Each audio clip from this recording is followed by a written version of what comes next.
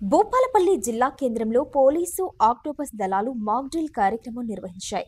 ఉగ్రవాదులు దాడి చేస్తే ఎలా ఎదుర్కోవాలి, ప్రజలను ఎలా అప్రమత్తం చేయాలనే దానికోసమే ఈ మాక్ డ్రిల్ కార్యక్రమం నిర్వహించినట్లు భూపాలపల్లి సీఐ నరేష్ కుమార్ తెలిపారు.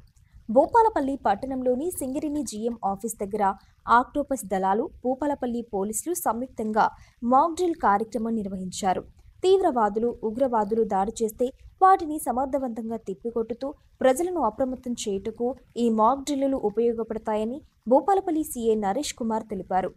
అవాంఛనీయ సంఘటనలు ఎదురైనా తెలంగాణ పోలీసు సమర్థవంతంగా తిప్పికొట్టుటకు సిద్ధంగా ఉందని, ఎవరైనా అనుమానితుల వ్యక్తులు కనిపిస్తే వారి సమాచారాన్ని వెంటనే 100కి డయల్ చేసి తెలపాలని ప్రజలకు సూచించారు. ఈ కార్యక్రమంలో ఆక్టోపస్ దళాల అధికారులు డీఎస్పీ వీరరాజు, ఇన్స్పెక్టర్ నరసింహారావు, మిగతా ఆక్టోపస్ సిబ్బంది, భూపాలపల్లి పోలీసు సిబ్బంది పాల్గొన్నారు.